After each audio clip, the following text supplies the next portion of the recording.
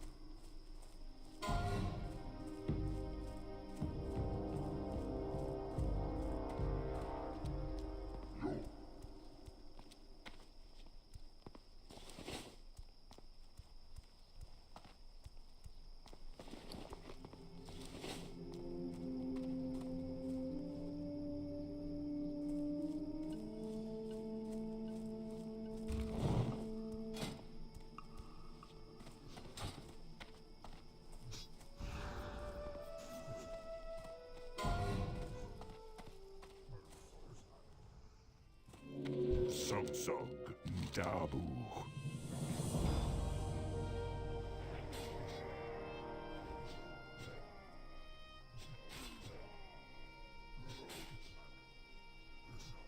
Go with honor.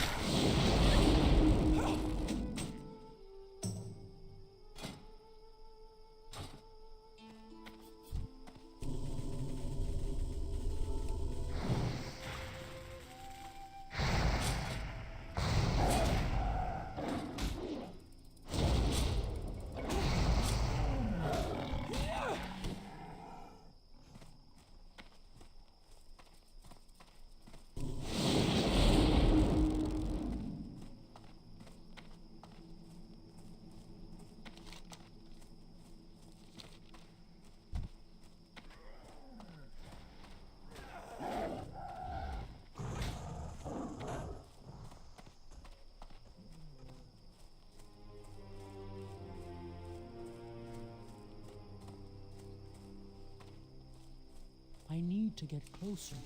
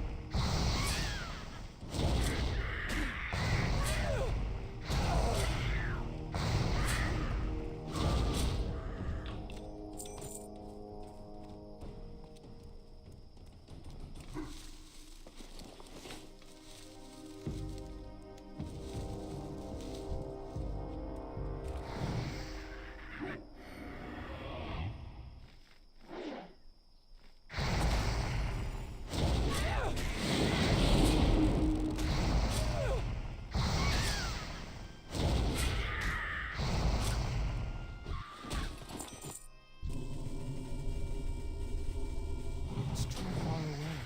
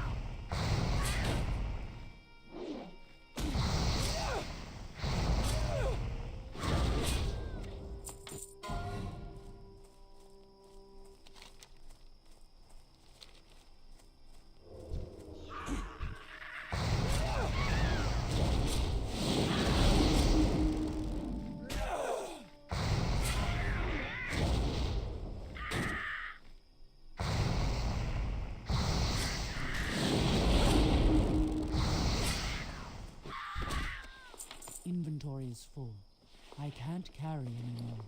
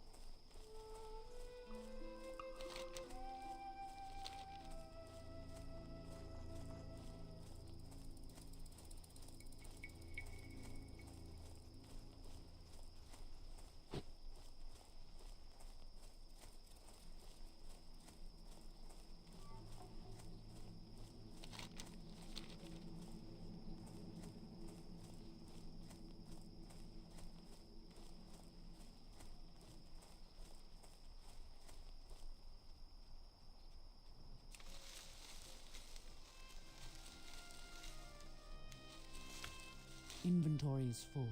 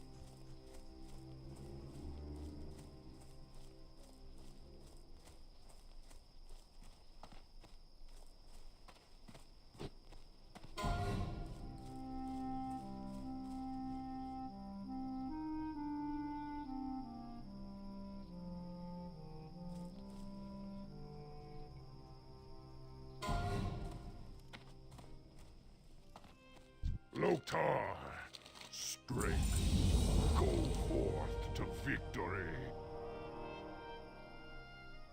For the Horde.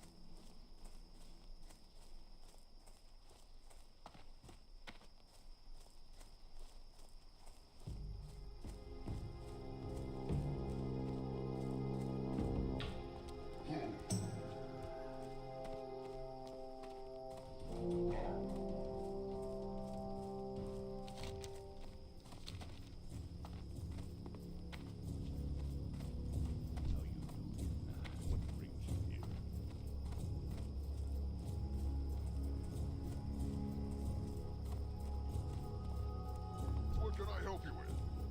What do you need?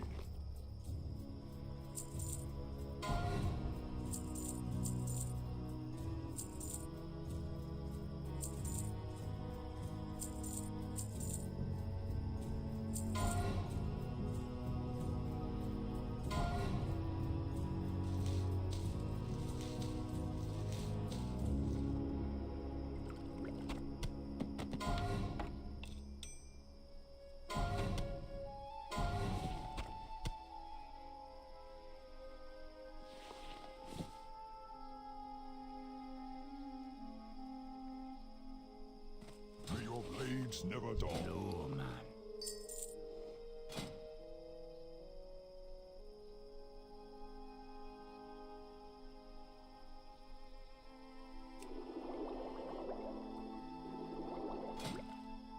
Later.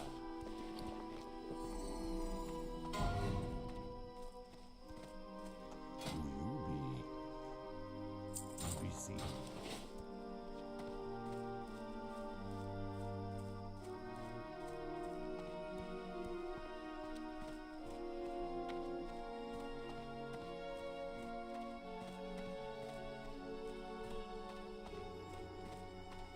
Speak. Farewell. Nabu.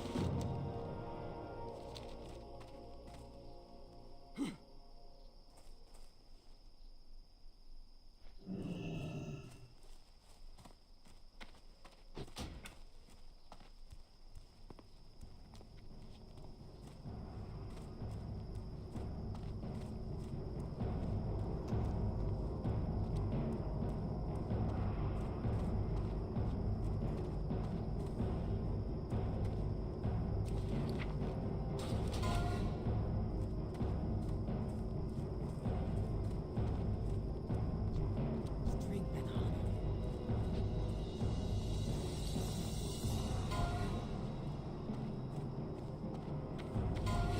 Blood and thunder. Down.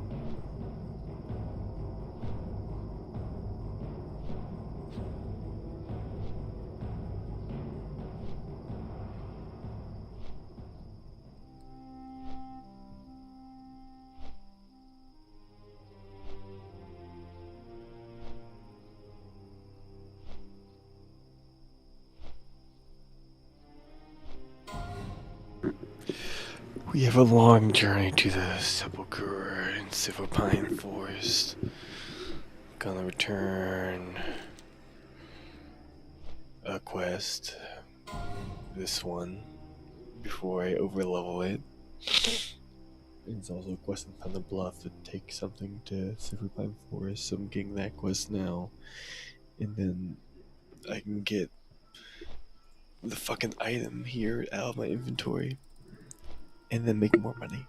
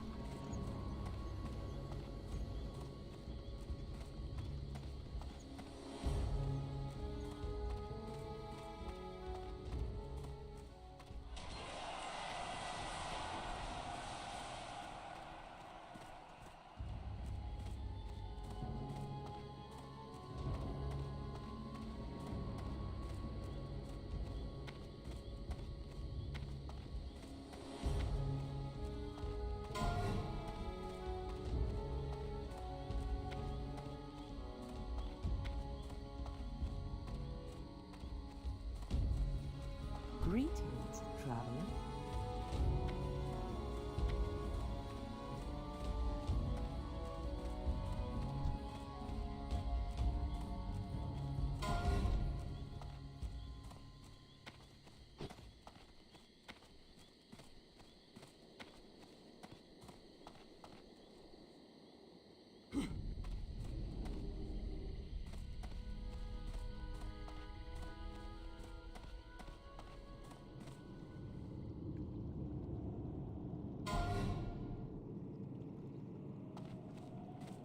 What is it?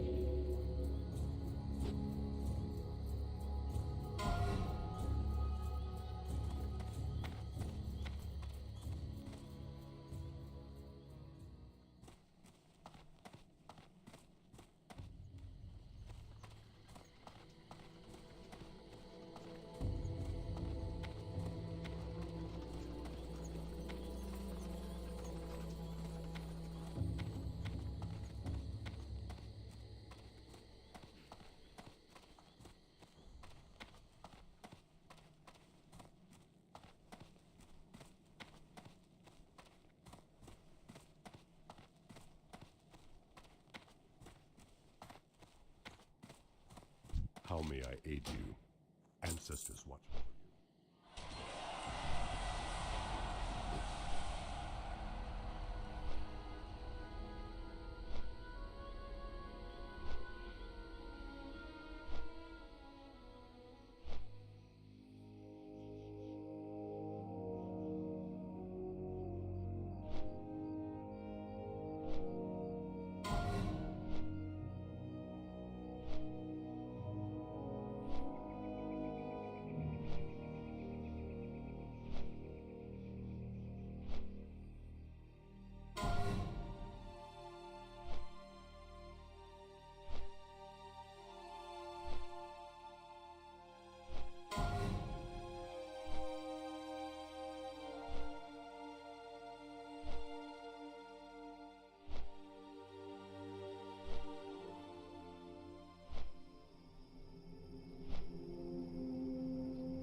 Ramps of the waiting ships. Sonika looked up at Lon. "How many?" he asked. "Too many," said a voice, pinning him against the wall. I won't." The whole night was lit up by the burning doom of Tel Yutan. Sonika looked around blearily. His hand hurt like a bitch. Air crews were bundling the walking wounded and the stretcher casualties up the ramps of the waiting ships. Sonika looked up at Lon. "How many?" he asked. "Too many," said a voice. 3 dark figures stood nearby, like a tragic chorus. They were silhouettes in the firelight, their bolters slung across their bodies, their shawls drawn up. "Too many, Het," said one. "We regret their loss," said the second. "War requires sacrifices.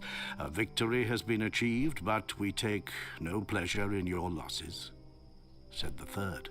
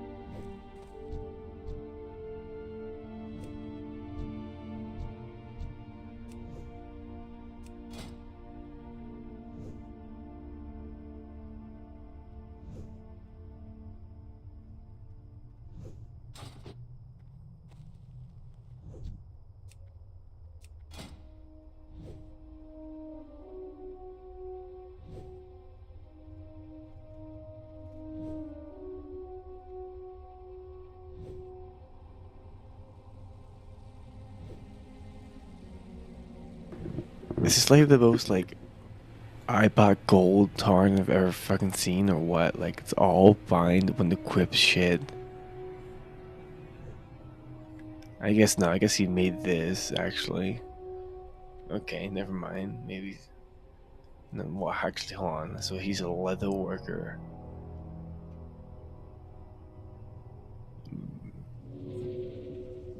But like all his gear is basically, I think, bought. Like definitely this. Like this is not something you just fucking find on the build you want to do. You know, this is like exactly what I want to. I'm so, you know, I am just kind of jealous the other day. You know, his fucking build's so good here. This is exactly what this is basically exactly what I want to do. Like a tanking Tarn Warden Shaman. But I don't think I'll ever get a shield as good as this by level 45. It's crazy. I have to assume like he's had like a serious farmer. I mean, he's leatherworking, so maybe he's putting a lot of hours into it. You can get a lot of value out of leatherworking in the auction house, but he's not self-found.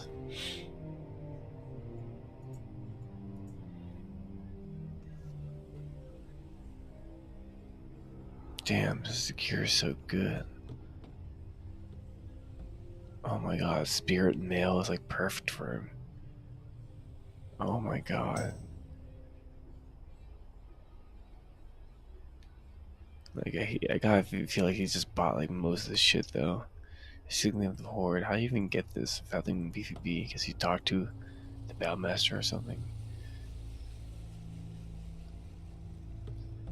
Crazy, I don't know. So my first instinct, like this guy's fucking bought gold, you know, like he just fucking bought gold. I don't know, maybe I'm wrong. I'm sorry if I am next, but like on a fresh server, you telling me you have like this fucking thing and like basically most of your year being by when equipped seems kind of sus. The only thing that makes me think otherwise is that he made the Shadow Skin gloves, which is actually pretty good for a shaman. More critical strikes means more flurries.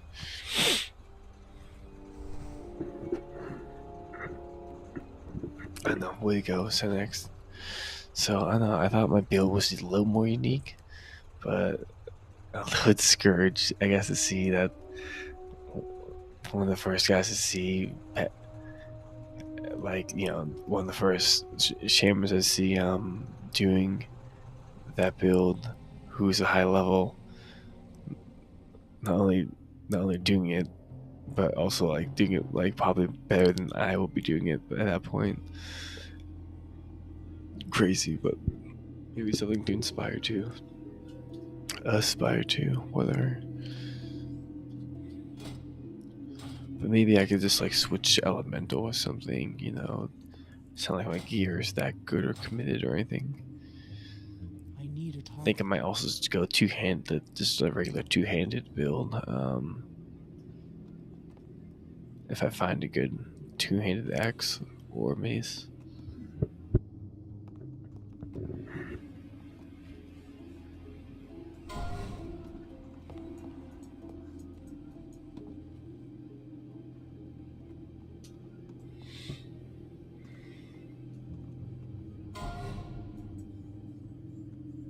Christopher, what are you doing down there?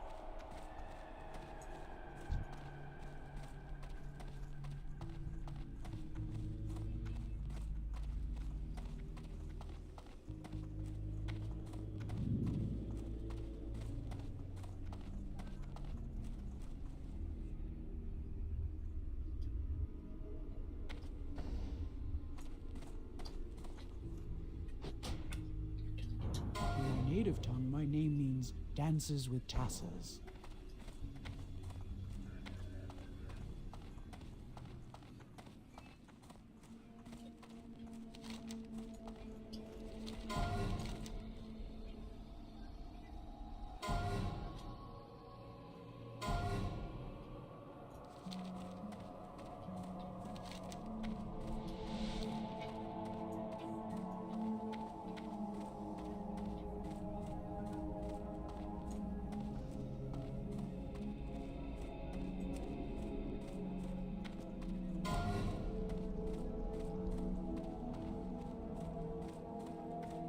This had better be good.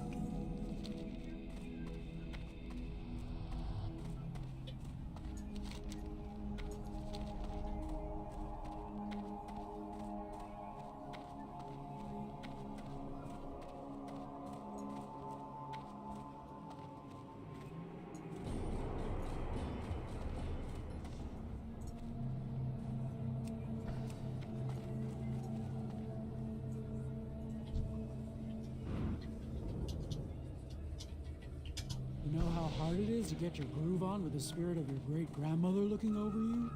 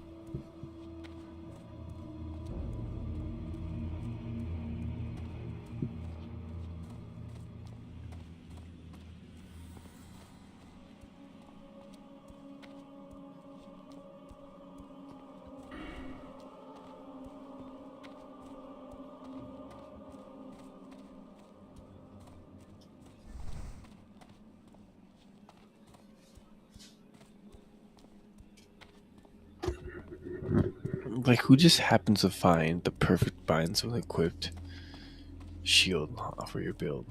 Like, the rarity of that. He had to have bought that shield.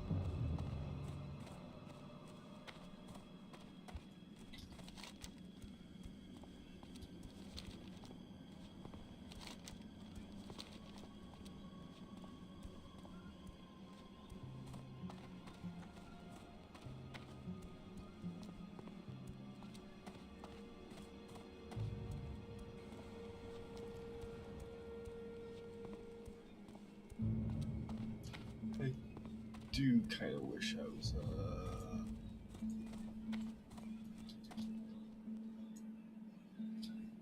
leather worker. Was the last 2 times I ran Shaman. With my last step on the Shaman server. Especially since I'm self-found. I decided to I'm out of range. do alchemy so I can maybe ensure I have plenty of potions. Barely even using them right now, so maybe I have to do that. Plus, I also thought since you're doing self-found, you can't like get the other stuff the other professionals make for my leatherworking, so I'll need like some occasional like blacksmithing, engineering shit, whatever, to make good stuff. And obviously can't get that from self-found. I guess I could have just waited level 60 of course, but I kind of figured I was going to play the game past level 60 a whole lot. I wouldn't have it in me to like, grind out all those professions. Maybe just like show up for some dungeons, basically.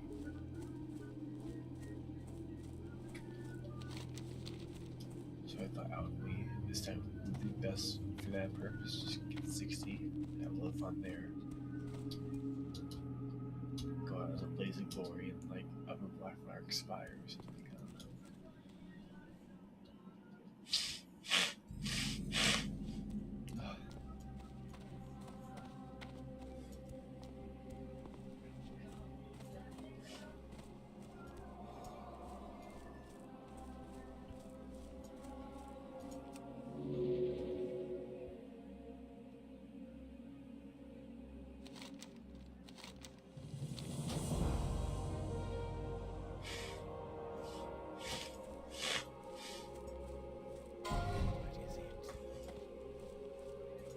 What now?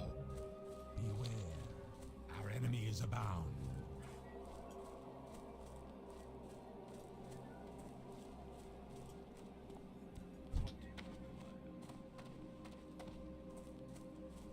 I'm listening. Hello? Watch your back.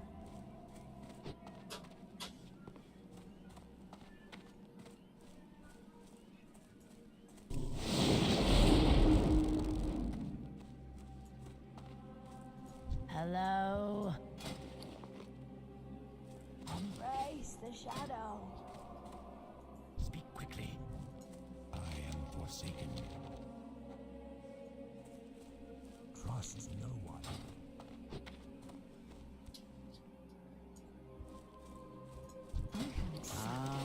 I've been expecting you.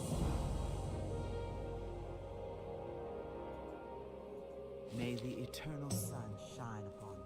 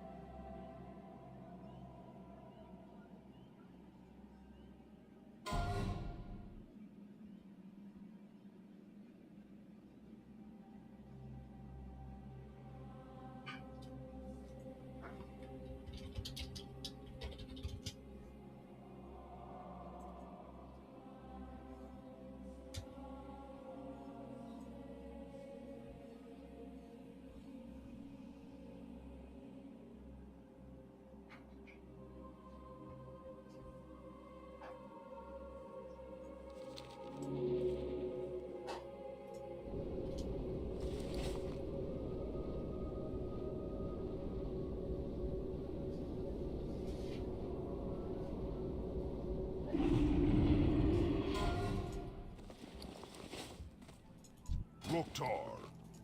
You say.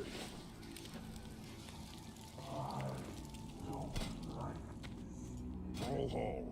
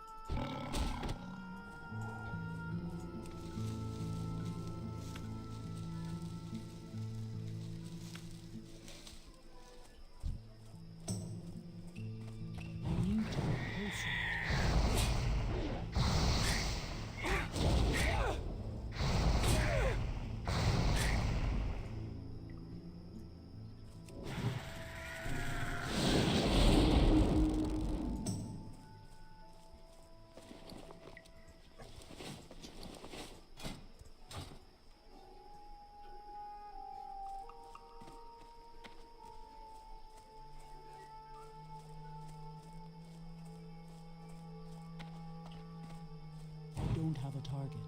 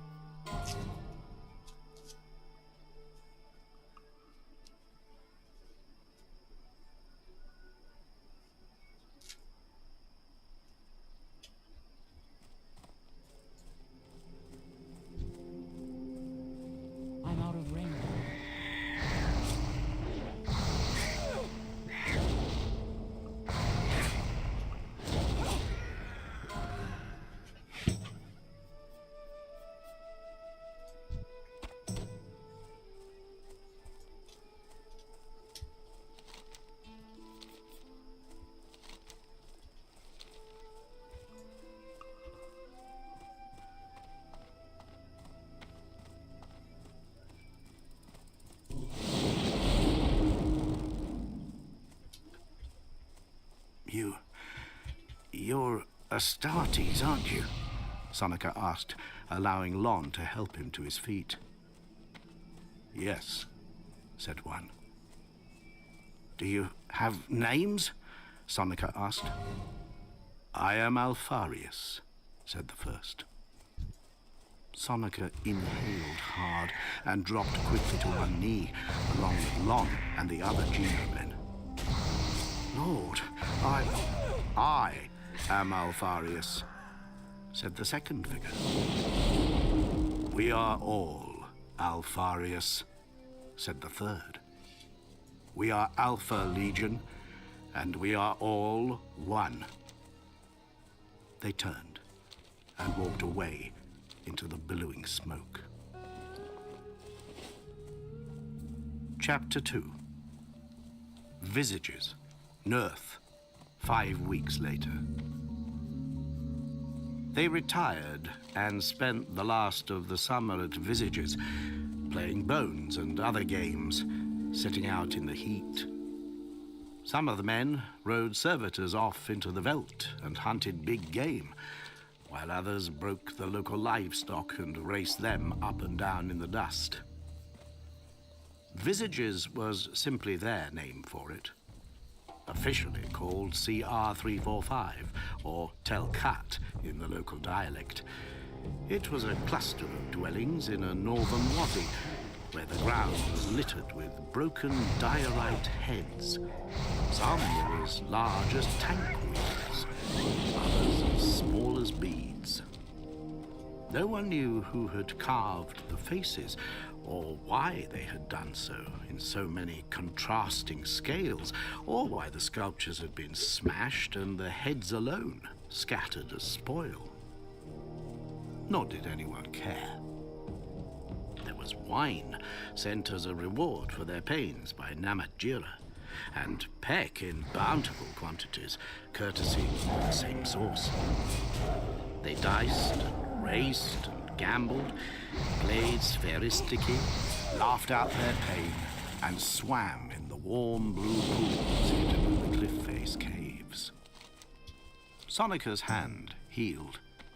Field surgeons had cut back the wound and packed it with basal sensors and motor plugs so that it could later accept a machine graft.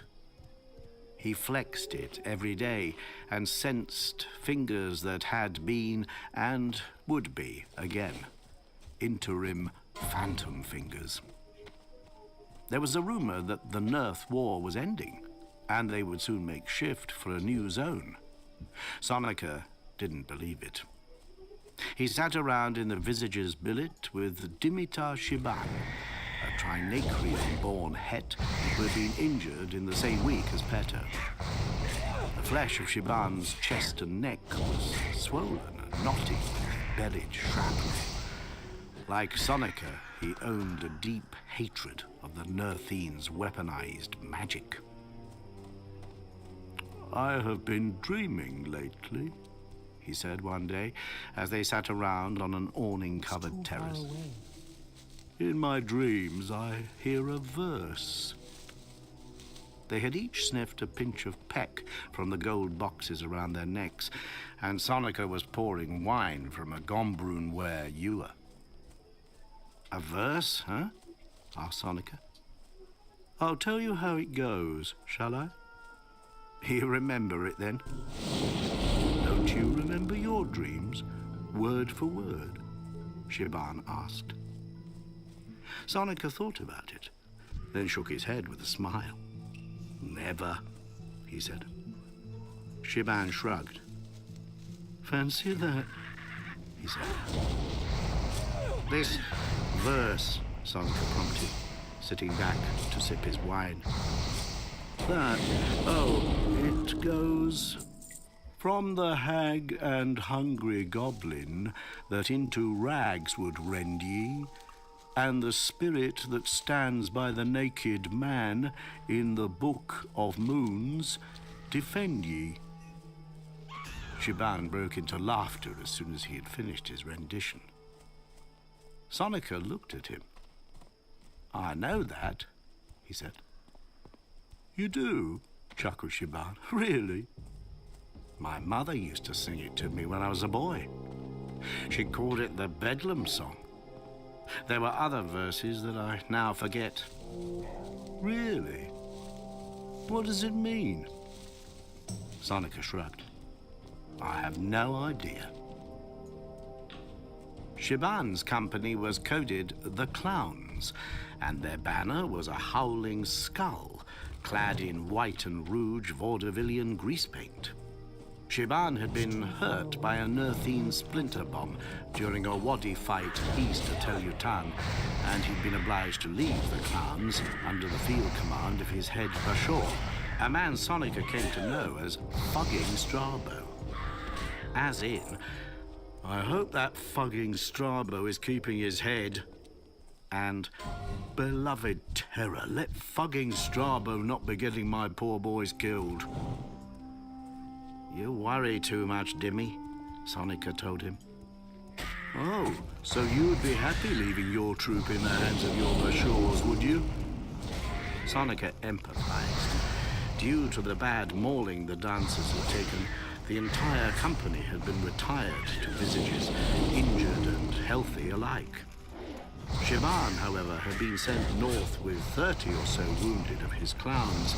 The rest of the company deemed intact enough to continue operations.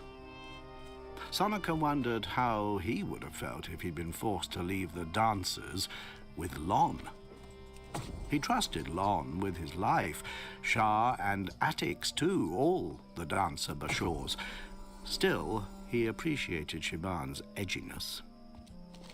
They were sitting feet up under the awning in the late sun of an endless afternoon. They were playing the head game, a pastime of their own devising. A man ran up the dusty slope towards them, a clown, stripped to the waist, red-faced and sweating from too much exertion in the sun. He saluted in front of the two reclining officers. Sirs?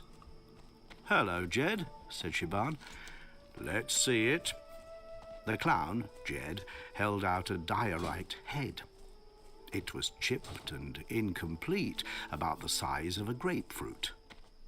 Sonica really missed grapefruit. Shaban looked at Sonica. Sonica raised a considering eyebrow. Put it in place, Jed, Shaban invited. The clown walked across the hot sand in front of the awning, panting hard and bent down over the line of heads laid out in the sun. They were arranged in graduating size, seed and pea-sized at one end, fist and apple-sized at the other. The head Jed had brought was clearly the largest. He set it down triumphantly at the end of the row. Point clowns, said Shaban. Sonica nodded graciously. Get a cup, Jed, said Shaban, and the clown ran off eagerly to help himself to the cold wine on the stand behind them. Shaban took a pinch from his gold box, sniffed, and sat back. He sighed. The low's good, he said, but I miss the combat fix. Sonica nodded. Shaban had a face to the waist, red-faced and sweating from too much exertion in the sun. He saluted in front of the two reclining officers. Sirs? Hello, Jed, said Shaban. Let's see it. The clown, Jed, held out a diorite head. It was chipped and incomplete, about the size of a grapefruit. Sonica really missed grapefruit. Shaban looked at Sonica. Sonica raised a considering eyebrow.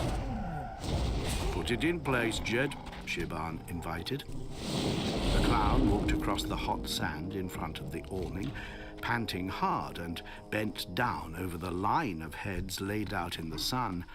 They were arranged in graduating size, seed and pea-sized at one end, fist and apple-sized at the other.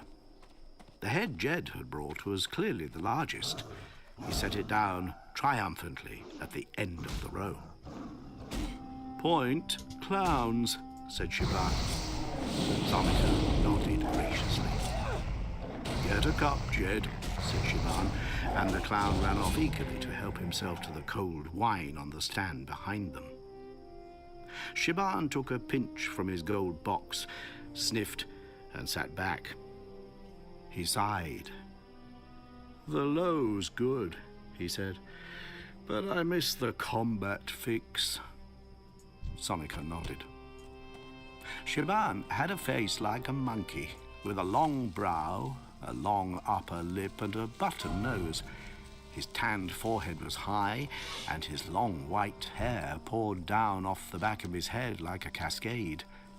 The shrapnel bumps covering his throat and chest were the sort of thing a man couldn't ignore.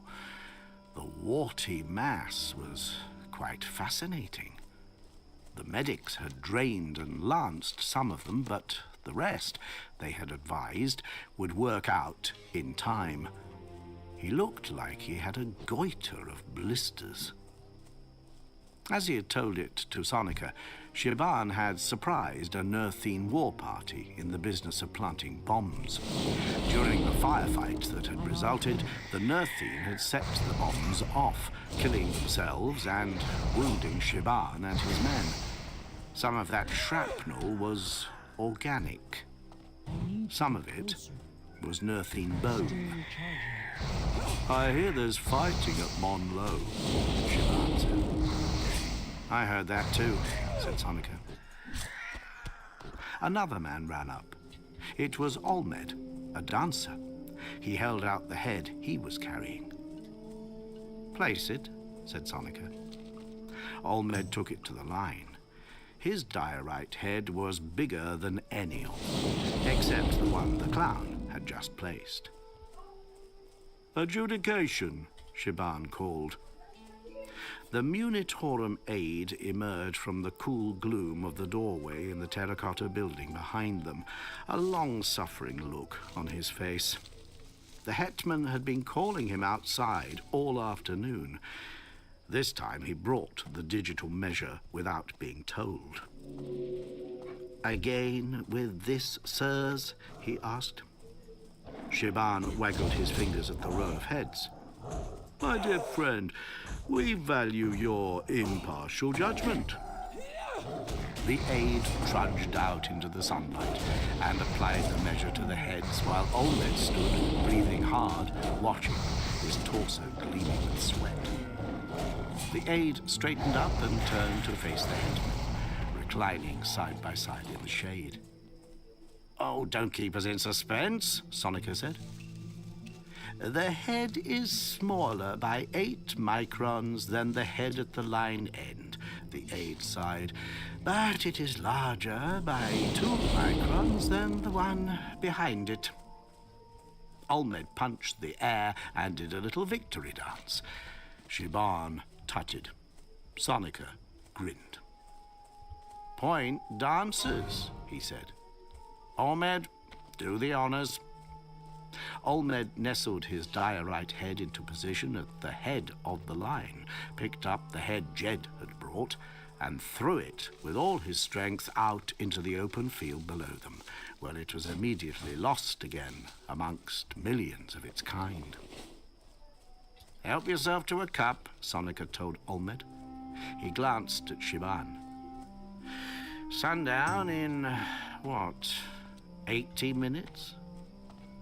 Everything's still to play for, Shaban replied confidently. I think, said a voice from behind them, you have far too much time on your hands. Sonica leapt up from his canvas recliner. Hurtado Bronzy stood in the shadow of the awning, smiling at him. Hurt, you old bastard, Sonica cried, embracing his friend. What the hell are you doing here? A matter of 20 crowns and interest growing, Bronzy replied, grinning. This is Dimmy Shaban, Sonica laughed, gesturing across at his companion, who was rising to his feet. I know Dimmy Shaban, Bronzy said, embracing the clown het and slapping his back. Xantium, eh? I seem to recall you being there, said Shaban. How you doing, you fat fugger? Well, Well, have some wine, Sonica offered. Oh, all right, Bronzy replied. His armor was caked in dust. He yanked off his cape and his webbing and sat down. So, this game, it has rules? Many, many rules, said Shaman. And there's money at stake? Money and wine, said Sonica, pouring a glass for his old friend. 2 teams, said Shaman. Clowns and dancers, 5 men each side. They scour the fields and bring back heads. The heads go in a line, by size. Retrievers win a cup of wine for each head. Incentive, you see. Sundown ends the game. Team with the largest head in the row wins. So, just get your boys to roll in one of those big buggers, Bronzy said, pointing at the boulder-sized heads resting in the sand 100 meters away. Game over. Ah, but this is a game of finesse, Sonica said. Really? Bronzy smiled, sipping from his wine cup. Shaman nodded. If a team brings in a head that is demonstrably smaller than the largest, but larger than the next in line, the larger head gets thrown out. A very broad grin spread across Bronzy's face. A game of finesse indeed. Who's winning? I am, said Sonica. Bronzy took out his purse. 4 crowns on Shaman by sundown, he said. Sonica won that day's head game in the very last minutes before dark, when Bashor Lon casually wandered in with a head that displaced the clown's latest triumph. Lon bent his back and cast the clown's usurped head back out into the field, where it had been found. Bronzy lost his 4 crowns. According to the rules of the game, Shaman bought wine for both teams. So what are you really doing here, Hurt? Sonica asked later on. Let me see that hand of yours, Bronzy replied, and studied Sonica's wound as it was displayed. You'll be good. Hurtado, I asked you a question. I got a furlough, Bronzy said, sitting back in the still of the evening. The air went cold very suddenly after dark on Earth, closing in like lapping black water. They huddled in around the lamps and the peat-fired heaters. 5-day pass, signed by Uxor Honan herself. Just wanted to come check on you. That's not it, said Sonica. Why is that not it? Sonica smiled and waved to Lon to bring them a fresh bottle. Since when did Hurtado Bronzy not have a secret agenda, huh? You wound me, Beto. You wound me. Can't I come here selflessly to look up an old friend and inquire of his welfare? Sonica stared at him, a wry smile on his face, waiting for the punchline. All right, Bronzy admitted. There was something else. Excuse me, Het, a voice cut in. They looked up. A Munitorum aide, the very same aide whose time and patience they had abused so thoroughly during the afternoon's game, was standing beside them. Yes? Asked Sonica. The staff medicae apologizes for this interruption, sir. There is a dead dancer she would like you to identify. Kazovac had brought the corpse to the cold store at the far end of the Visages' camp. The cold store was a long mud brick building throbbing with refrigeration units. Sonica and Bronzy wandered up in the chilly dark, aware of the stars draping overhead like dust on a desert shawl. The frozen, stiff bodies of Gino dead were piled up inside like firewood. Each one was wrapped in a plastic shroud. Pairs of bare, pallid feet stuck out of the ends of the stacked shrouds, decorated with toe tag labels. The Hets walked in past them, ignoring the gross stink of embalming chemicals. The corpse in question was waiting for them in the next room. Not yet preserved, it was laid out on a stainless steel gurney with drip trays slotted in to catch the noxious seep. It had been dead in the desert for several weeks, and it had bloated. The face was lost in one raw black graze, the uniform frayed and faded, the torso limp and slack where gut gas had previously bloated, ended up in the chilly dark wound. So what are you really doing here, Hurt? Sonica asked later on. Let me see that hand of yours, Bronzy replied, and studied Sonica's wound as it was displayed. You'll be good. Hurtado, I asked you a question. I got a furlough, Bronzy said, sitting back in the still of the evening. The air went cold very suddenly after dark on Earth, closing in like lapping black water. They huddled in around the lamps and the peat-fired heaters. 5-day pass, signed by Uxor Honan herself. Just wanted to come check on you. That's not it, said Sonica.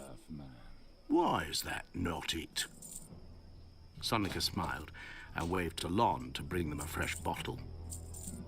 Since when did Hurtado Bronzy not have a secret agenda, huh? You wound me, Petto. You wound me. Can't I come here selflessly to look up an old friend and inquire of his welfare? Sonica stared at him, a wry smile on his face, waiting for the punchline. All right, Bronzy admitted. There was something else. Excuse me, Het, a voice cut in. They looked up. A Munitorum aide, the very same aide whose time and patience they had abused so thoroughly during the afternoon's game, was standing beside them. Yes? asked Sonica. The staff medicae apologizes for this interruption, sir. There is a dead dancer she would like you to identify. Stay away from the voodoo. Kazovac had brought the corpse to the cold store at the far end of the visitors' camp. The cold store was a long mud brick building throbbing with refrigeration units. Sonica and Bronzy wandered up in the chilly dark, aware of the stars draping overhead like dust on a desert shawl. Ow. The frozen, stiff bodies of Gino dead were piled up inside like firewood. Each one was wrapped in a plastic shroud. Pairs of bare, pallid feet stuck out of the ends of the stacked shrouds, decorated with toe tag labels. The Hets walked in past them, ignoring the gross stink of embalming chemicals. The corpse in question was waiting for them in the next room. Not yet preserved, it was laid out on a stainless steel gurney with drip trays slotted in to catch the noxious seep. It had been dead in the desert for several weeks, and it had bloated. The face was lost in one raw black graze, the uniform frayed and faded, the torso limp and slack where gut gas had previously bloated it. Sonica and Bronzy stood in the chilly light and shivered as they regarded it. That's no dancer I know, said Sonica. His words made smoke in the sub-zero air. Oh, but he's certainly one of yours, Het, the staff medicae insisted. Medicae Ida was a tall woman, wearing a long surgical gown, the apron front of which was smeared with stains. She'd been a combat Uxor in her youth, but age and experience had seen her graduate to the Medicae branch as her perceptive skills dulled. Bronzy wondered if Ida missed her Uxorhood, missed her command of Geno men. seems so, from her tone. He's not, Sonika insisted, peering down at the corpse. Well, I don't know how you can tell that, sir, Ida said. His face is missing. He'd know, said Bronzy. Where was he found? Sonika asked, placing a hand on the corpse's wax-cold shoulder. A surgical cloth had been spread over the abdomen to obscure the ravages of the autopsy. The Tell-Utan Wadi, Medicae Ida replied. Sonika shook his head. He's not one of mine. I'm not missing anyone. The lists were in weeks ago. But he's wearing dancer insignia, Ida insisted. Here, the collar pins, and here, the brooch, she pointed. He is dressed as a dancer. Have you tissue mapped him? Sonika asked. Not yet, What do you Ida mean? admitted. Go for Then you'll see the truth. This isn't one of my men. Senior Medicae Ida sighed. I know that, Het. I just wanted to confirm it before I... Before you what? Bronzy demanded. Before I alert the Chiliad Uxors. Hetman Sonika, is there any reason you can think of why one of your men would have no heart? What? No heart? Ida repeated emphatically. What the fuck did he have in there, then? Bronzy asked, nodding at the corpse's covered chest. A cadmium centrifuge, replied Senior Medicae Ida gently. The subject has undergone some extreme and non-standard organ modification. His liver was... well, I've never seen anything like it. What is going on here? Asked Sonika. I don't know, Ida replied. I was hoping you might. There's something else, she added. She pulled back the surgical cloth. For a moment, all they could see was the scissor-snapped sternum and the splayed ribs caked black with blood. Here, she said, pointing. On the dead flesh of the corpse's hip, there was a small brand, partially obliterated by a shrapnel puncture. What is that? Asked Sonika, squinting at it. Is that a snake? Maybe, said Bronzy, bending down to look for himself. A snake or some kind of reptile? Sonika told the Medicae to place a guard on the corpse and send someone to wake up the post commander. He went back outside with Bronzy. Insurgent? Sonika asked. Bronzy nodded. Has to be. That mark. Sonika didn't reply.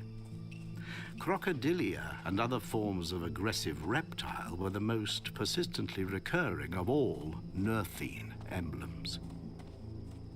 Have they the art to change a man inside like that? Bronzy asked.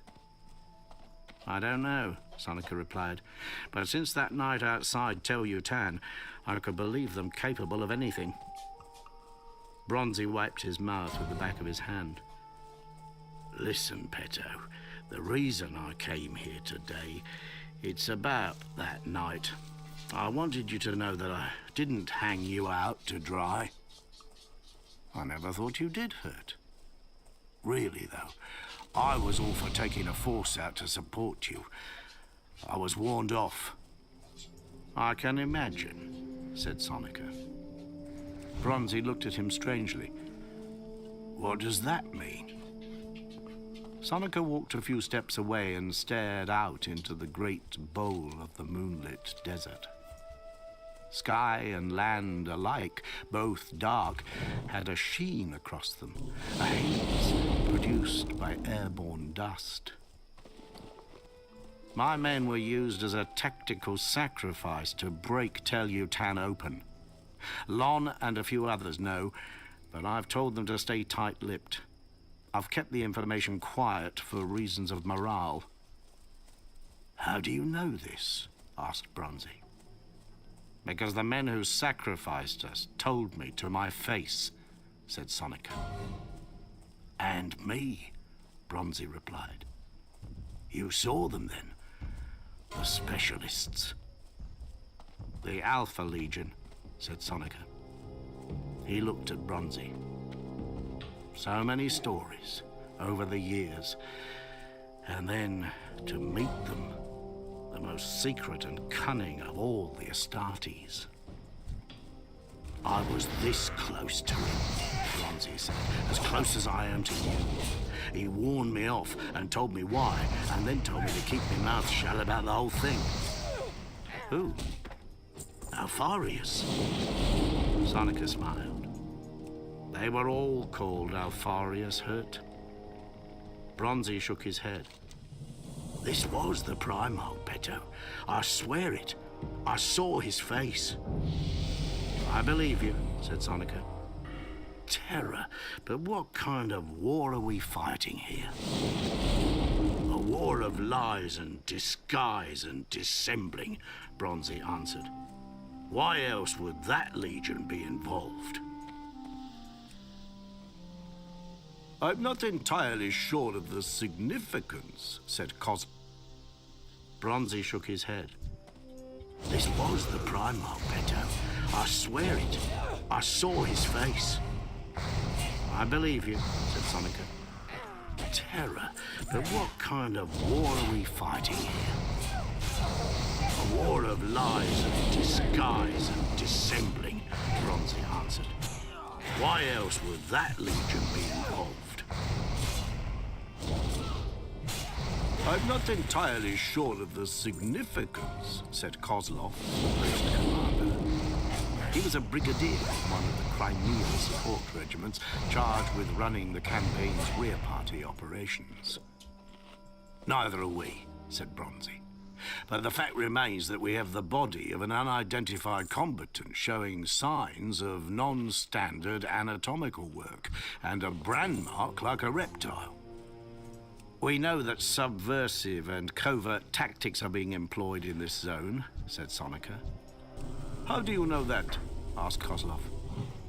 That's classified, Bronzy said carefully. It's too far away. If the Nerthine have infiltrated our companies, High Command needs to know about it, Sonica went on. The body needs to be examined so that others like it can be identified. This could break the war man. This could be one of the key reasons those devils have us on the back foot all the time. Kozlov took a deep breath and stood up behind his camp desk. The habitant was sparsely equipped and lit only by a pair of lumen packs. Far be it from me to argue with two frontline heads, he said. What do we do? Sonica and Bronzy agreed that Honan Mu was the first point of contact. If infiltration was widespread, they had to tread carefully. They had to start with someone they knew they could trust. Someone, as Bronzy pointed out, who had dealt with the specialists and therefore understood the gravity of the matter. Kozlov granted them access to the Visage's post's main Vox transmitter and personally activated the command-grade cryptogrammics using a biometric key he carried around his wrist. The channel is secure, he told them, and left the chamber. Bronzy picked up the speaker horn and threw the transmit switch. CR-23. CR-23. This is Joker Lord, broadcasting in encrypt. Stop. The Vox speaker emitted a series of dull, metallic clicks and then settled into a deep background hiss. Bronzy repeated his signal. 10 seconds passed and then the answer came. Joker Lord. Joker Lord, this is CR-23 reading you encrypted. Stop. The voice was cold and clear, as if the speaker was standing in the next room. Apart from a slight trebly quality caused by the cryptogrammic coding, they couldn't have asked for a stronger, purer link. CR23, I need to speak to Aksor Mu urgently. Code Janibeg 5. Stop. Confirm code, please. Stop. The Vox answered him. The connection was so clean, the words sounded as if they were polished. Confirm code Janibeg 5. Stop. One moment, Joker Lord. Stop. Another wait. 2 minutes of liquid hiss this time. Bronzy glanced at Sonica. Joker Lord. Joker Lord, this is Honan. Bronzy, this had better not be one of your entertainments. Stop. The tone was sharpened by the digital overlay of the cryptogrammics, but there was no mistaking Honan Mu's spiky attitude. It's not, Aksor. Trust me and listen. I've got a body here. I'm pretty convinced it's a Nerthine infiltrator, surgically altered. I think we've been compromised.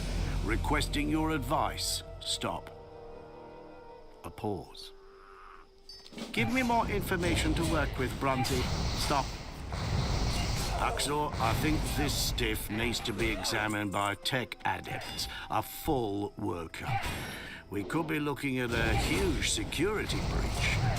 I'm thinking maybe to scare up a lifter to my position and I'll babysit the specimen up to the fleet. Stop. Stand by, Joker Lord. Stop. Bronzy lowered the speaker horn. She's wary, he said.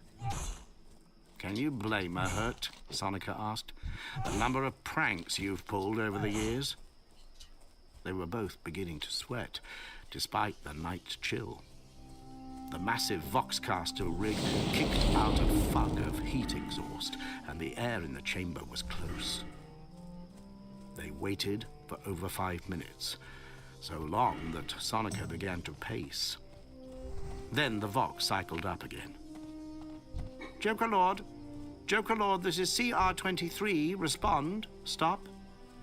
Bronzy picked up the horn and waited until all 5 green lights on the console had relit, indicating full strength cryptogrammics. CR23, this is Joker Lord. Stop. What is your position, Bronzy? Stop.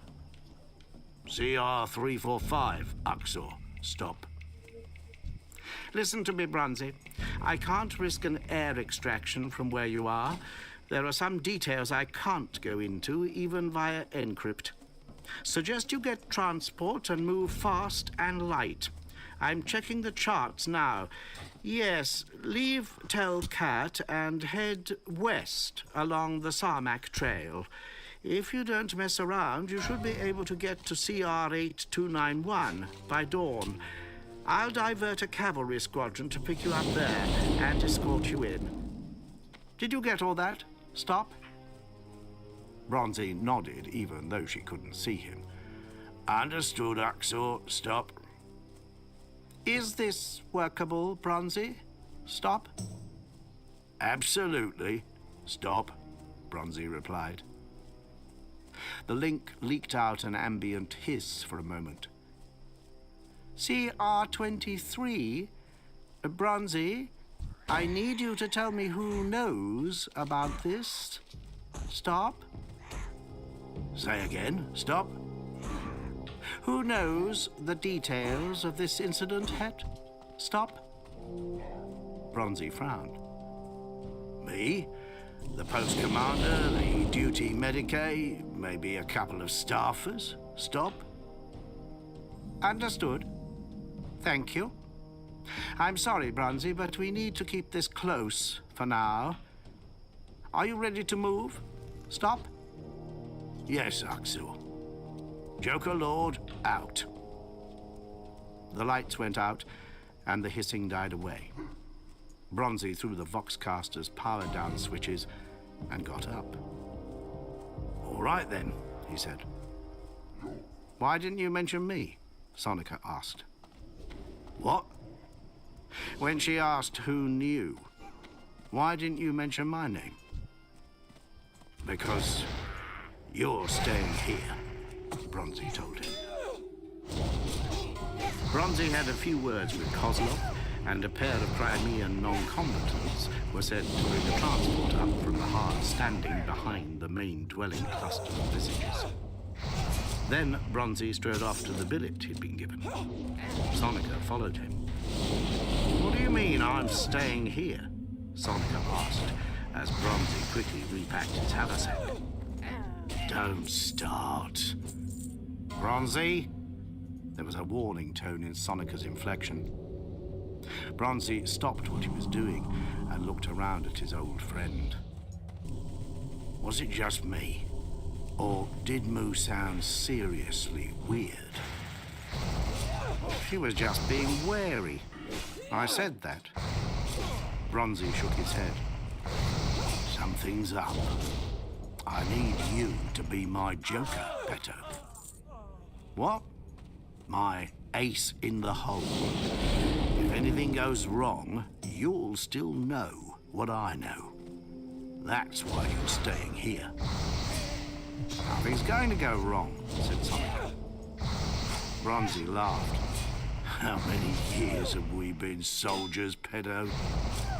Enough to know that covering your arse is never a waste of time, Sonica replied. He shook his head. We're worrying about nothing. No, said Bronzy. We found ourselves in a war of lies, disguise and dissembling. We're worrying about everything. Sonica didn't look convinced. Come on, Bronzy rumbled. That's why the Geno 5-2 has survived this long. We fight smart. We always have. Brains have got us out of more scrapes than balls. In your case, I'd hardly trust either. Bronzy winked. He wasn't going to rise to the bait. He lashed up his haversack and swung it onto his shoulder. Don't go alone, Sonica said. I won't. I'll take Dimmy Shaman with me. I can trust him, and he knows how to handle himself if there's an outbreak of stupid. Good. All right. Let's be off then, said Bronzy.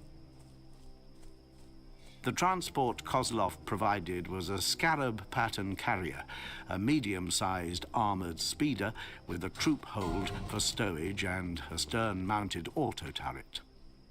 Its long, gently curved hull had been sprayed in a desert tan, but as it slid towards them out of the night on its powerful suspension fields, it looked like a desert phantom, cold and moonlight blue.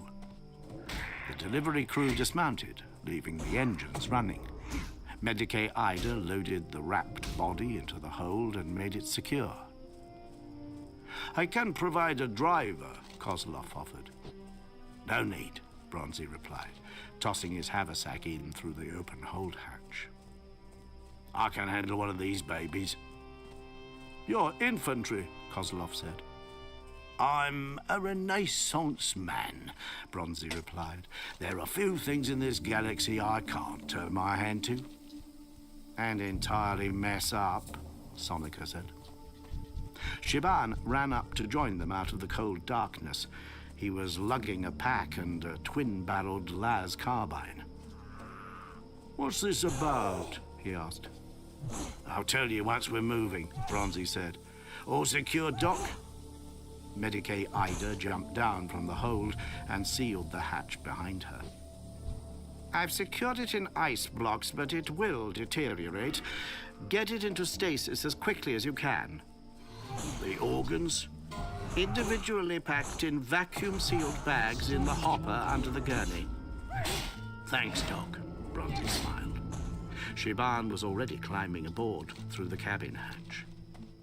Bronzy looked back at Sonica. I hate goodbyes, he said. So, fuck off. Sonica laughed. Bronzy turned away and then swung back round to face Sonica. His face was solemn. Look, Peto, there is one thing. One thing I just want to say. What is it, Hurt? Bronzy looked him in the eyes, all seriousness. Peto, have you got that money you owe me? The speeder kicked up dust like a gauzy bridal train and slipped away into the cold desert night. Kozlov, Ida, and the non-combatants turned away and walked back into the post. Sonika stood out in the chilly darkness under the enveloping cloak of the sky and watched until all traces of the speeder had vanished into the endless black. They ran the Scarab into the west, along the old trail, using only Auspex and the low-light viewers wired to the dashboard.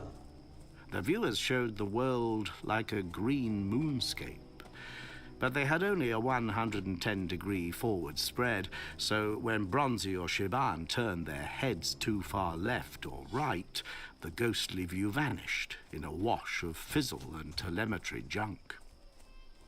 The Scarab coasted well and made 80 kilometers per hour over the clearest terrain. Bronzy loved grav-effect transports and always tried to secure them for his jokers when dismount assaults were on the cards. He let Shaman drive for the first 3 hours through the tipping point of midnight. The stars came out over the desert rim with a rare magnificence heightened by their viewers. "You ever going to tell me what this is about?" Shaman asked. "No," said Bronzy. 3 hours before sunrise, Bronzy took the stick. The world ahead of him was a jumbled, fast-moving path of lime-cast furrows with the occasional emerald crag looming for a moment before it was lost behind them. Shaman sat back, reclining in the shotgun seat, and took a pinch from his box. Then he played with the auto-turret controls, impelling the sense net to target the stern guns at passing rocks and crumbling slopes of sand rock. "Set it on auto-serve and get some kip, Dimmy," Bronzy suggested. Shaman yawned and promptly fell asleep, rocking in his leather cradle. Bronzy envied him. It had been years since he'd been able to manage the old Geno trick of crash sleep, the hypnosuggestive shutdown that allowed a man to catch a wink under any circumstances. Bronzy had been trained that way, but the knack had left him. He kept his hand closed around the bucking stick and watched the ghost-green world outside flash by.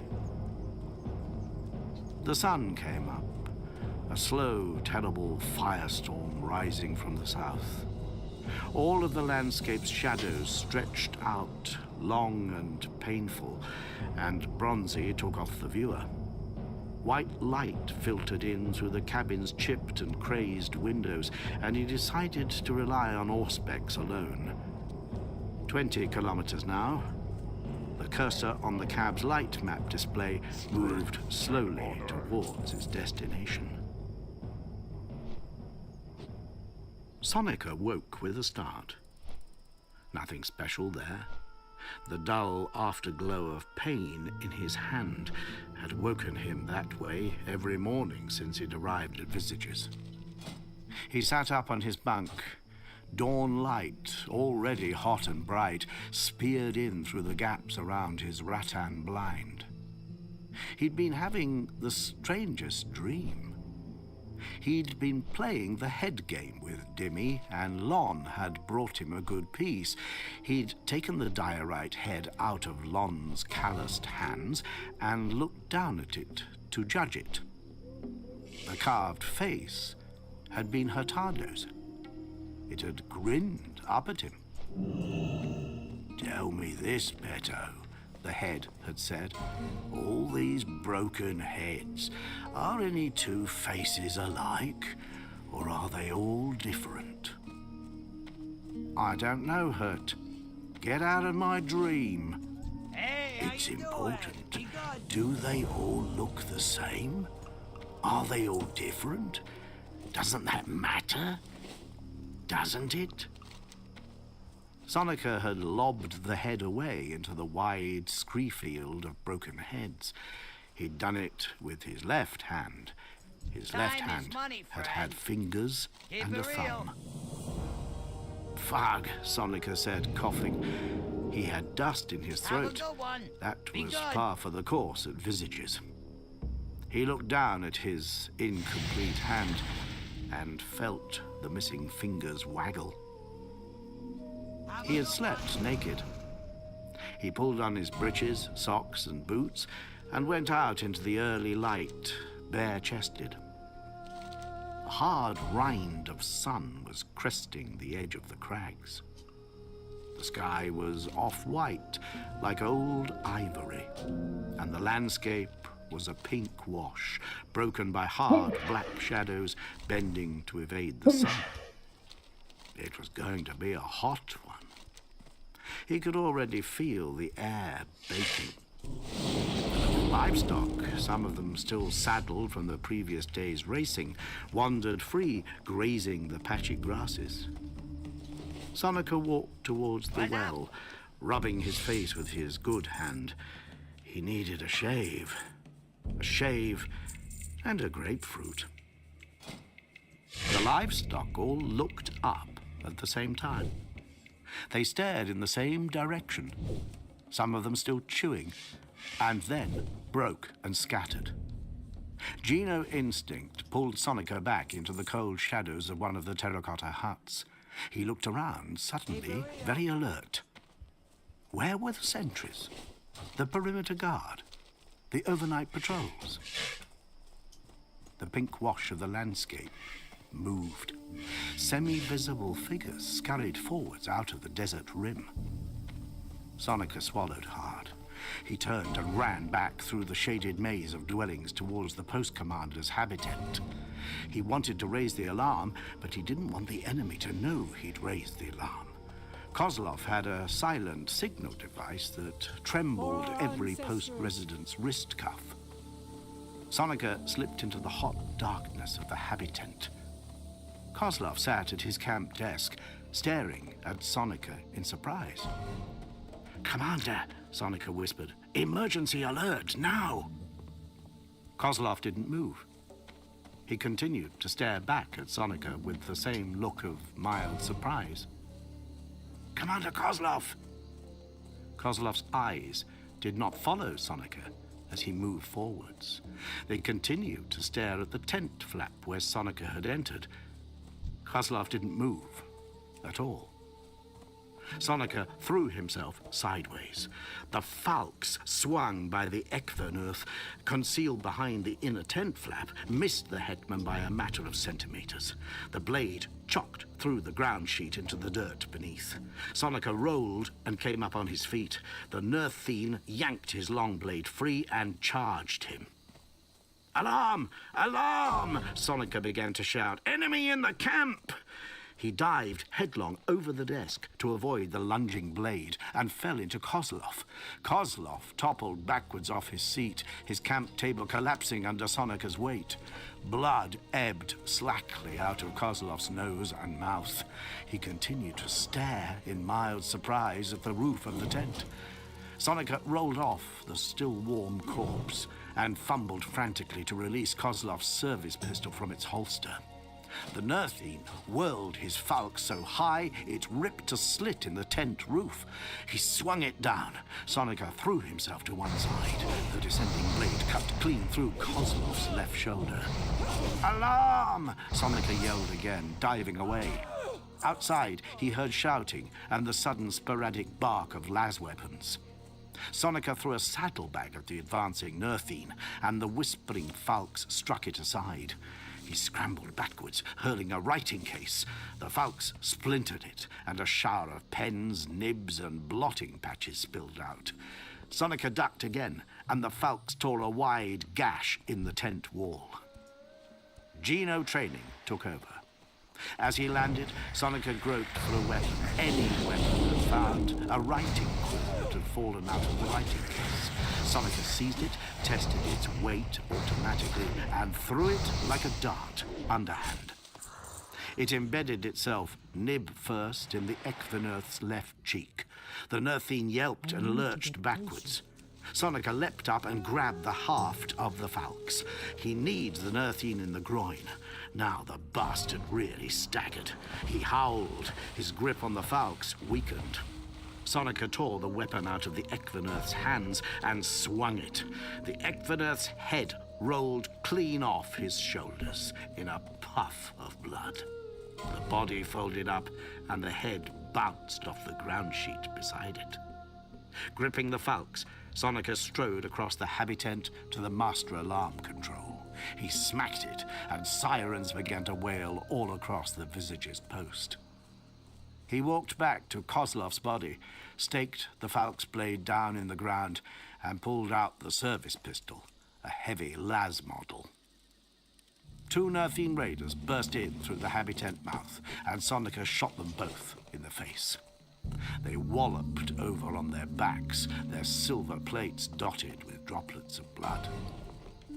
Pandemonium had erupted outside the command tent. The waking Imperial troops, roused by his shots and the blaring sirens, were scrambling to fight off the Nerthine intruders. The dawn air whizzed with gunfire and the swack of impacting blades. Sonica heard awful wails of pain. With the pistol in his good hand, he went outside into the baking air. A Nerthine ran at him, falx raised. Sonica blew the man's throat out with a single shot and dropped him on the sand. All around him, las carbines rattled on auto. The shouts and yells were deafening. He ran towards the cold store. Bodies littered the ground outside the mud brick building. Imperial soldiers, mostly half-dressed, sliced into pieces. He went inside and shot down the 2 Nerthine he found there. One fell forwards against the stacked, frozen bodies in their shrouds and wrenched off his breastplate as he slid down. The breastplate landed in front of Sonica, rattling to a stop. He saw the engraved reed emblems and the snapping crocodilia. "Get out!" a voice gasped. "Run!" He turned. Medicae Ida stood behind him. She clutched at the falx that stapled her through the chest to the cold store wall. Her gown was soaked in blood. Her own for the first time. "Medicae!" Sonica yelled. "Too late for me," she wheezed and died. A Nerthine raider burst in behind them, and Sonica spun around, firing a shot that silenced the man forever. More followed, falxes raised. Sonica began to shoot. By his weapon's digital display, he had 20 shots left. 19, 18, 17. Bronzy brought the scarab to rest and hit the dampers. The sun was up, fierce and bold. "Wake up," he told Shaman as he unstrapped his harness. Shaman groaned. Bronzy jumped down out of the speeder and looked around. His stomach was grumbling. Where the hell was Honan's promised cavalry? The cratered desert spread out all around him in the burning light of the rising sun. He saw a figure toiling up the trail towards him. A tall figure, wobbled by the heat haze. Bronzy waited. 2 minutes, 3. The figure came closer, becoming properly visible. It was a space marine in full battle plate. The armor was purple, trimmed in silver, with green markings on the immense shoulder plates. "Great God," Bronzy murmured. The towering Astartes came to a halt 10 paces from Bronzy and the speeder. Soft red light glowed like embers in its eye slits as it read and targeted him. "Bronzy, we meet again," the helmet speaker crackled. "Sir?" The Astartes held its massive bolt gun close against its armored chest. "I warned you. You really do know how to stir up trouble, don't you, Hurtado?" Bronzy blinked. I don't understand. This is important. This is none of your business. But you've made it your business, which is a colossal mistake and a shame, because you're a decent fellow. There's only one option. What the fuck are you talking about? Bronzy cried, wishing very suddenly he'd brought a weapon with him.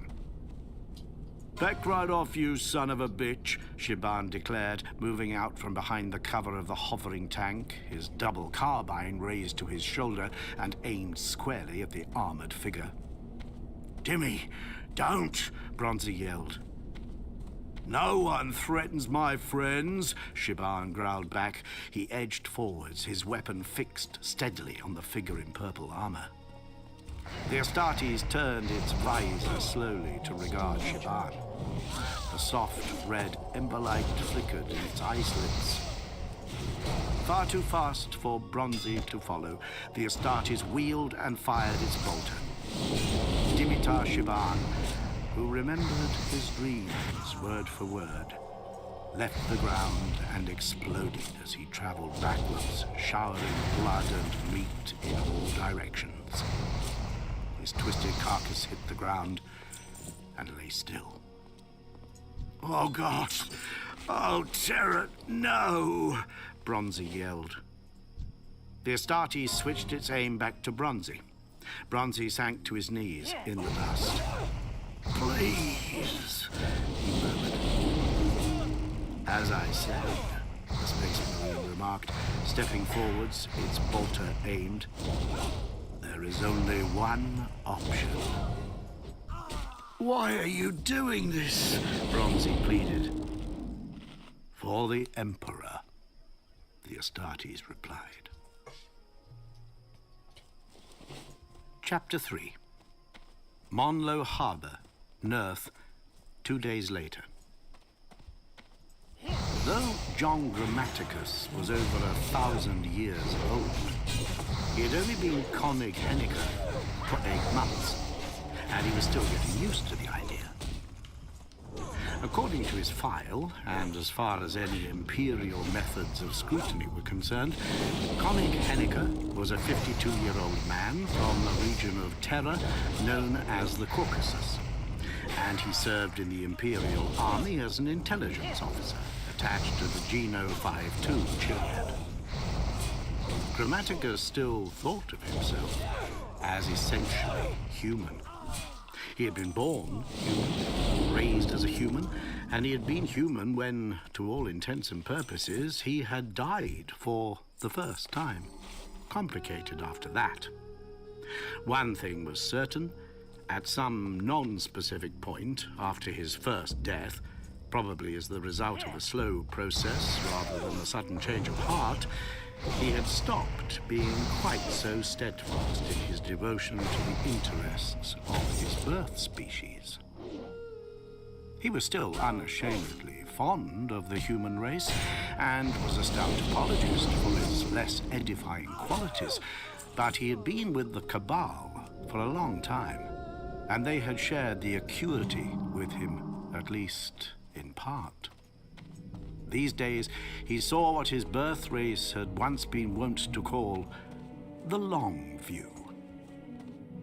Grammaticus was one of the last few humans still working as an agent of the Cabal. Over the centuries, the Cabal had recruited a good many human go-betweens, but most of them were long dead, forgotten, or disavowed. The Cabal had been recruiting human agents for as long as there had been humans to recruit, a fact Grammaticus always found particularly hard to reconcile. At the very start of human history, before writing, before and Cattle Hayek, before Mohenjo-Daro and Thebes, before the construction of the Lost Monuments, the Cabal had visited Terra and encountered a breed of unprepossessing, unpromising mammalian hominids busy making its first axe marks on the trunks of ancient woodland trees to mark out its first boundaries. The Cabal had seen some particular quality in those mammalian hominids. They had recognized that the hominids would one day rise inexorably to play a pivotal role in the scheme of all things. Mankind would become the greatest weapon against the primordial annihilator, or it would become the primordial annihilator's greatest weapon. Either way, the Cabal decided that the unprepossessing mammalian hominids developing on that backwater world were not a species to be dismissed. Grammaticus knew that this fact frustrated most of the Cabal's inner circle. They were old kinds, every damn one of them, and regarded all the upstart species of the galaxy as inferior ephemera. It pained them to accept that their destiny, all destinies, lay in the purview of creatures that had been simple single-cell protocytes when the old kind cultures were already mature. Garhet had once told Grammaticus that the Cabal had made its first subtle advances towards the human species long before the advent of the Age of Terror. Garhet had said this bitterly, and more bitterly still had admitted the Cabal's repeat accept that their destiny, all destinies, lay in the purview of creatures that had been simple single-cell protocytes when the old kind cultures were already mature. Garhet had once told Grammaticus that the Cabal had made its first subtle advances towards the human species long before the advent of the Age of Terror. Garhet had said this bitterly, and more bitterly still had admitted the Cabal's repeated failure to apply influence on human development. "You've always been feral, stubborn brutes," Garhet had said, "shockingly dogmatic in your self-worth. We tried to direct you and influence your course. It was like..."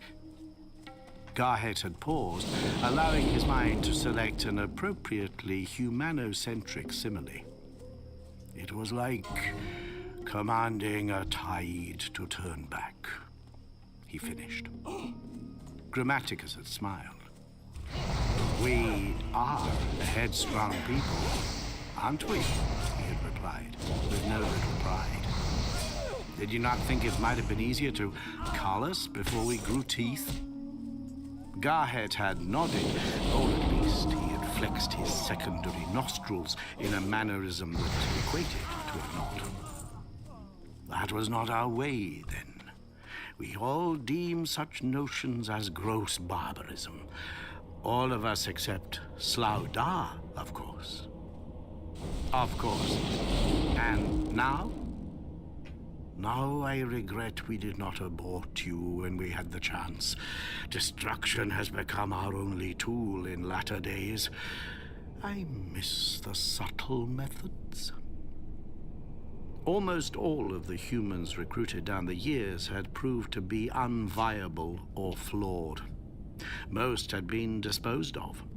Grammaticus believed that he had succeeded where so many others had failed because of his gift.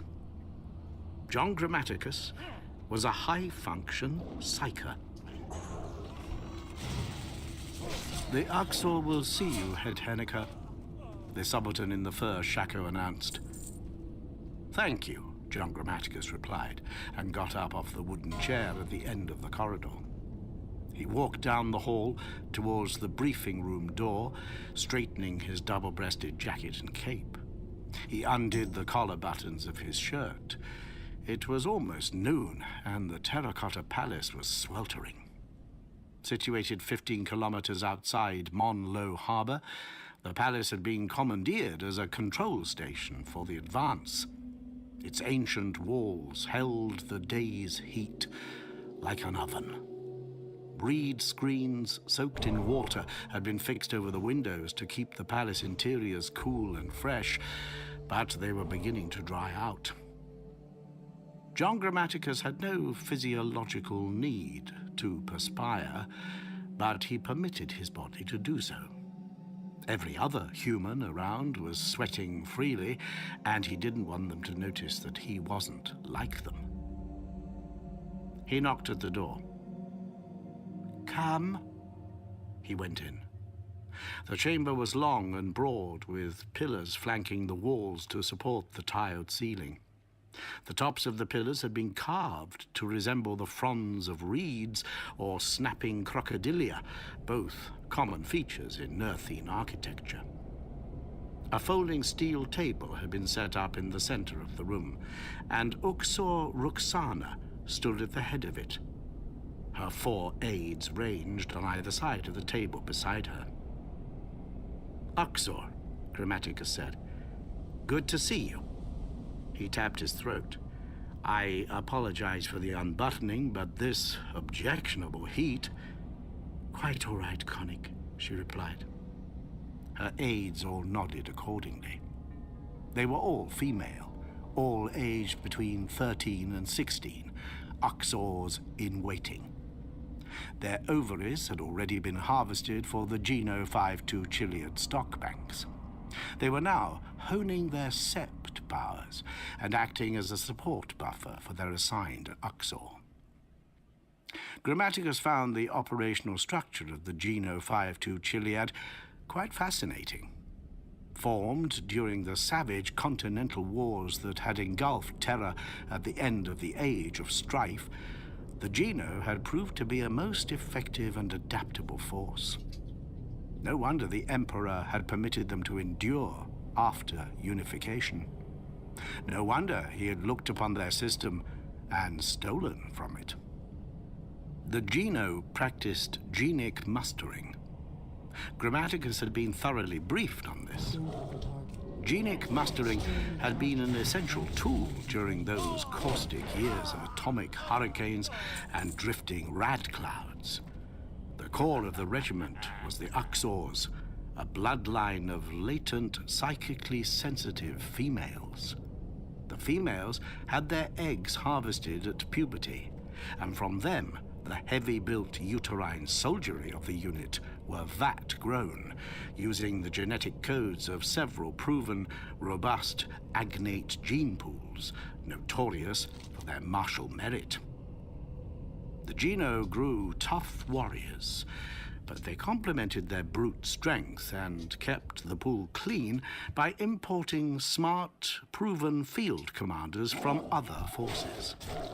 The hetmen were always non-stock individuals who excelled at tactics and strategy.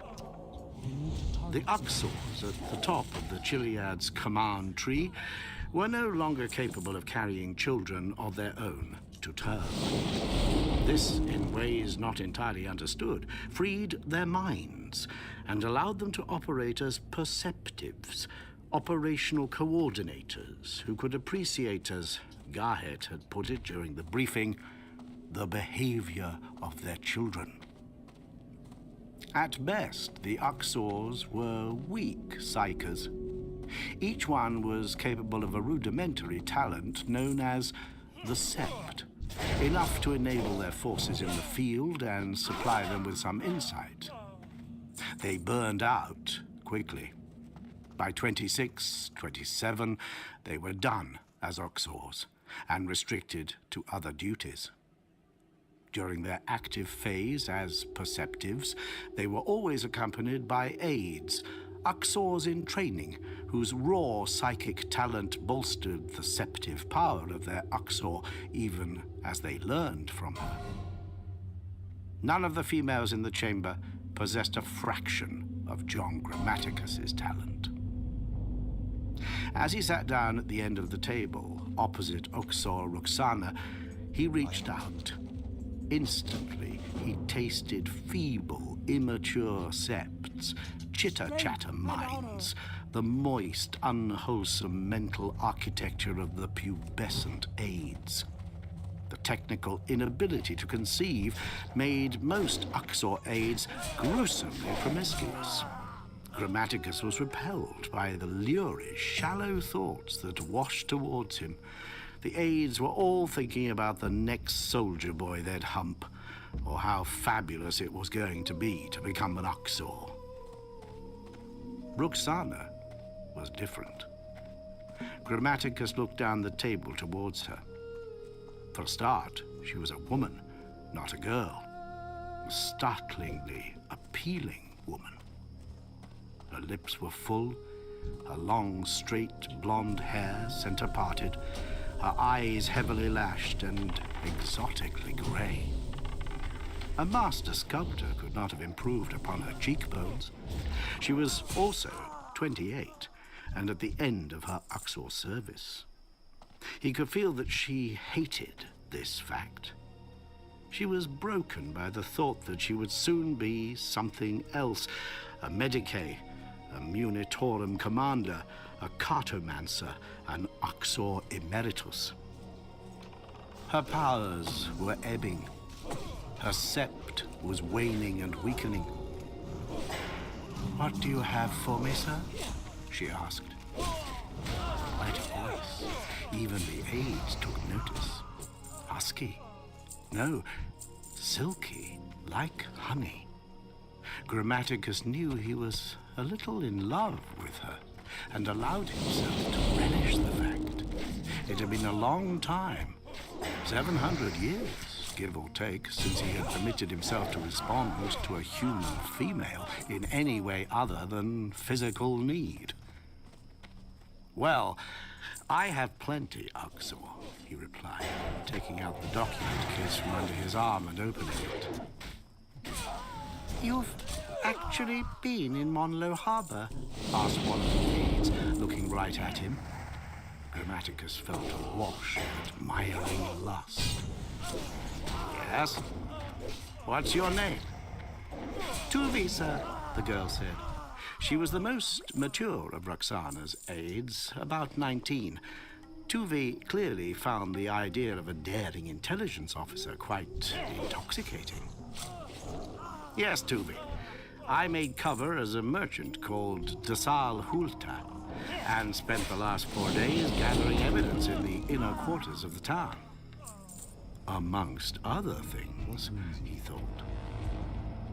"Wasn't that terribly dangerous?" asked another of the aides. "Yes, it was," said Grammaticus. "How were you not unmasked by the infidel enemy?" asked Tuvi. "Be quiet," Roxana told her girls. "Intelligence operatives are hardly required to give away their tricks." "It's all right, Uxor," Grammaticus smiled. He looked at Tuvi and said, "El te tanash el et she tane." "What?" Tuvi replied. "It means," Grammaticus told her, "I speak the local language as a native does, in Nerthine." "But," Tuvi began, "my dear, I'm not going to tell you how, so please don't ask. If I might continue?" Tuvi looked as if he was going to say something else. "Let the man speak, Tuvi," Roxana snapped. "Hennika?" "Oh, of course. Well, the location itself, as we know, the Nerthine have no orbital or interplanetary technology, nor have ever possessed such means. However, the area known as Monlo Harbor, though flooded and used for maritime shipping, was originally constructed as a setting down point for starships." Uxor Roxana blinked. "For starships?" she echoed. He was taking a slight risk in sharing this information, but John Grammaticus's mind was finely trained to sort and appraise data. He knew exactly what he could give up and what he couldn't. He believed it mattered very little if the Imperials found out that Monlo had once been an extraplanetary setdown. It was a halting site, in fact. The Cabal used to visit here long ago. That's why they knew about the Nerthine culture. "For starships, Uxor." "Are you sure?" Uxor Roxana asked. "Absolutely," Grammaticus replied. "I have excellent sources." "And When you say originally, Koenig, what does originally mean? It means something between 8 and 12,000 years ago. Enough time for sea levels to change, for floodplains to rise, and for a massive stone-cut extraplanetary harbor to fill with water and become a harbor of a more traditional nature. It was 11,826 years, in fact, and the construction work had taken 18 months. Grammaticus felt it wise to fudge the precision of his knowledge. The aides started speaking all at once. That would place construction during the second age of technology, said one. Around the time of the first contact event and the first alien wars, said another. Is there any evidence as to which xenoform might have been responsible? Asked another. Do the Nerthine know of its provenance? Asked Tuvi. Tuvi frames the best question, said Grammaticus, shutting down the chatter. Do they know? Well, I don't believe they do. They possess myths and legends, as all cultures do, and some of them contain elements that might be interpreted as containing some race memory of xeno contact or intervention. But until the 670th expedition came along, the Nerthine believed they were alone in the galaxy. Remember, the Nerthine don't even realize they were originally colonists from Terra. That is the true misery of this war, Roxana nodded. They do not recognize us as kin. Grammaticus felt her discomfort. Kinship meant so much to the Geno-Uxors. Indeed, he found this aspect of the Emperor's Great Crusade especially troubling. In its youth, mankind had spilled out across the stars, colonizing thousands of worlds, forming the first human stellar community. Then the age of strife had come down, like the blade of a guillotine, and for the better part of 5,000 years, warp storms had rendered interstellar travel impossible. The outreaches of man had become cut off, beleaguered, isolated. In that turmoil, many offshoots had entirely forgotten who they were or where they had come from. Such was the case with Nerth. When the Emperor, a figure long foreseen by the Cabal, had finally unified the anarchic fragments of Terra, he had undertaken a great crusade. Oh, how telling was that title. To seek out and reconnect with the lost outposts of the human race. It was astonishing how often the lost worlds resisted those overtures of reconnection. It was unconscionable how many times the roving expedition fleets had been forced to go to war with the very cultures they had set out to rescue and embrace, just to bring them to what the Emperor had euphemistically called compliance. It was always, so the official line went, for their own good. John Grammaticus had met the Emperor once, close on 1,000 years before. The Emperor had been just another feudal warlord then, leading his thunder-armored troops in an effort to consolidate his early Strife Age victories and pave the way to eventual unification. Grammaticus had been a line officer in the Caucasian levies, a significant force inveigled by truce and pact to support the Emperor's assault on the territorial holdings of the Pan-Pacific tyrant Doom. After a bloody conquest at Bactria, Grammaticus had been one of 100 Caucasian officers invited to a triumph at Pash, hosted by the retinues of the Thunderbolt and Lightning army. During the festivities, the Emperor, even then he had been known only by that objectionable epithet, had grandly toured the tables to personally thank his foreign allies and the leaders of the mercenary clans. Grammaticus had been one of hundreds present to receive his grateful handshake.